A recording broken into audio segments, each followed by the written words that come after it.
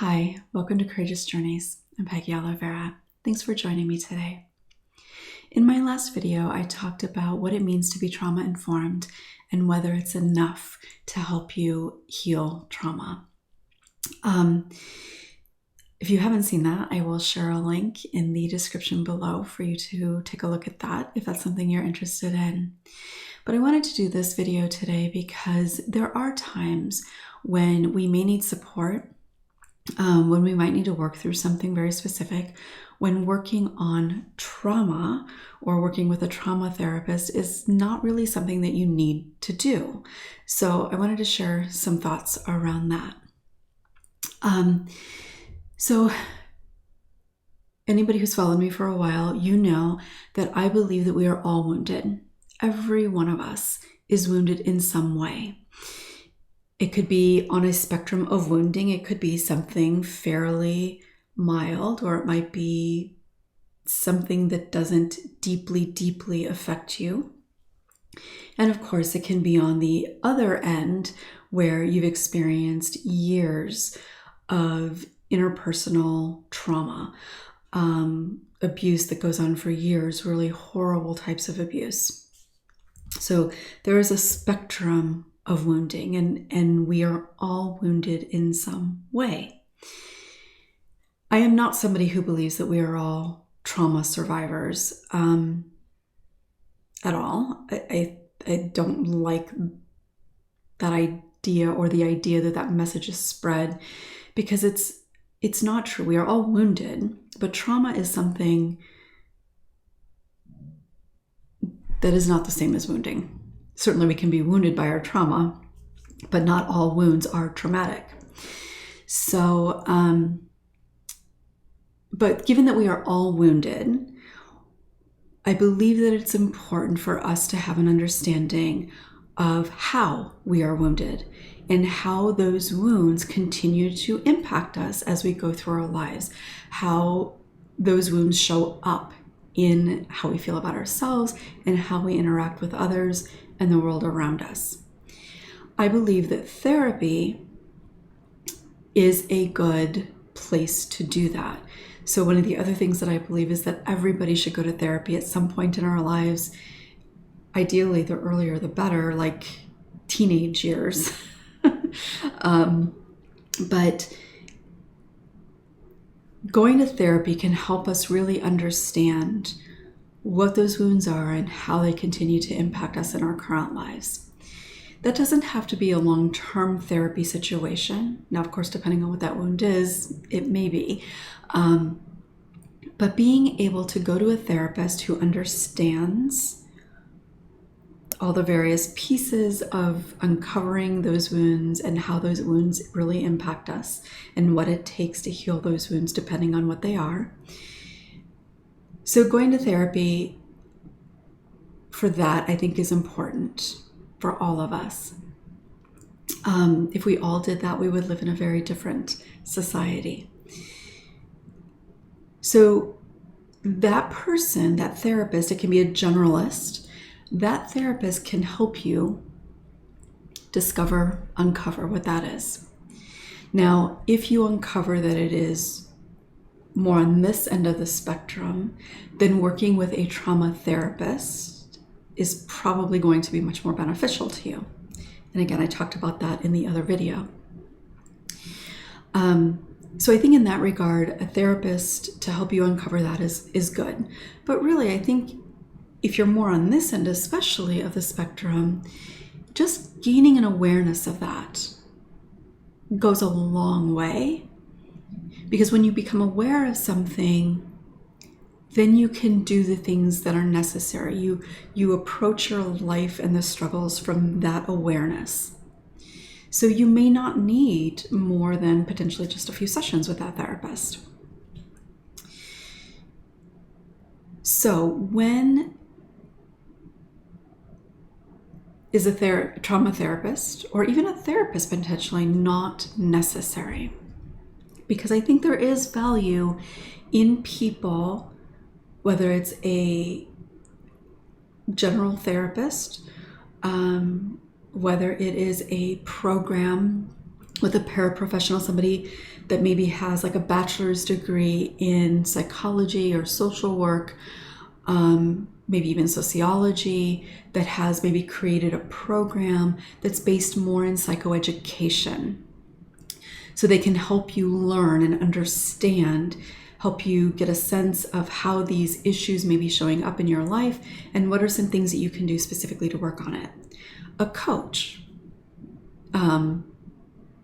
that doesn't necessarily have a bachelor's degree, but maybe they have a coaching certification or something like that, which is a whole other issue, certification, that maybe I'll do another video on.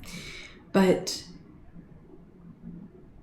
people like that, people with that type of training or education, there's a lot of support and help that they can give to you. So if you are somebody who is maybe struggling with feeling motivated, like generally your life is pretty good, generally you don't have issues with motivation, or putting yourself out there in some way, hiring a coach, doing a program with somebody who has designed something to help you push through those blocks, that can be helpful, especially if you've already got a little bit of awareness in what your issues or struggles are, or why you struggle. Those can be helpful because it's limited. It's designed to identify, okay, what is this thing holding you back? Okay, here's what we can do. It's kind of more like solution-focused therapy. Here's the problem. Here's what we can do to help you with it. I'm gonna be here to support you, or I've got the ability to cheer you on, to push you through this obstacle in this moment. That can be helpful. That can give you what you need to push through that in that moment to achieve what you're wanting to achieve. And a coach, again, a paraprofessional, a psychoeducation type of thing, which is I think a lot of what coaching is. Psychoeducation is important. In those types of experiences, or even if you're like struggling with being assertive in a relationship, or maybe assertive at work to ask for that promotion, those other things, even therapy, if you prefer that route, which I think is great, of course, that can help you in a specific thing and a short-term solution. Where something like that may not be as beneficial is if you recognize that you really struggle a lot in your life with being assertive.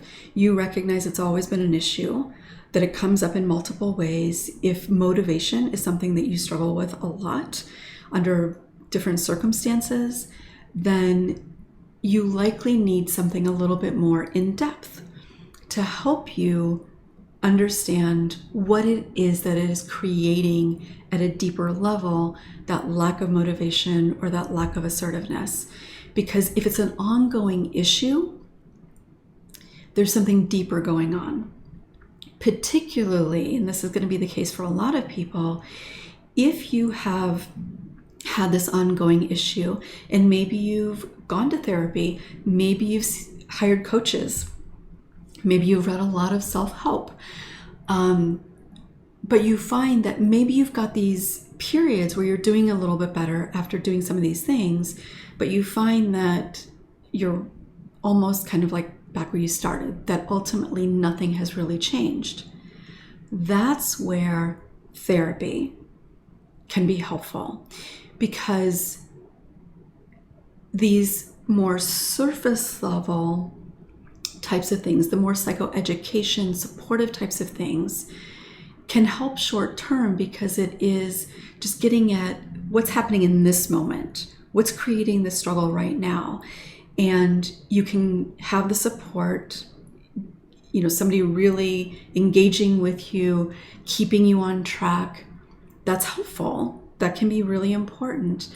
But it helps you move through that at that particular time because you've got that constant support. But once you're doing things on your own, if you haven't done the deeper work, then your core beliefs are going to kind of pull you back because you're not getting that constant support and motivation. Cheerleading, so to speak. And that's not a bad thing. I'm not using cheerleading in a derogatory way. But when you're kind of left on your own, your core beliefs are going to be stronger because you're left with your own mind and your own thoughts, and your own thoughts are created from your core beliefs. And so the deeper work that I'm talking about is being able to unravel those core beliefs so that you can begin to connect to your truth. But unraveling those core beliefs, I believe, takes that clinical understanding that I talked about in the other video. It takes the education, the training, the experience to really understand what those core beliefs are, because you have to go through a process of uncovering that, how those core beliefs are showing up, and what it takes to unravel those core beliefs. And it takes those things that I mentioned, the education, the training, the experience. And that is not a quick process.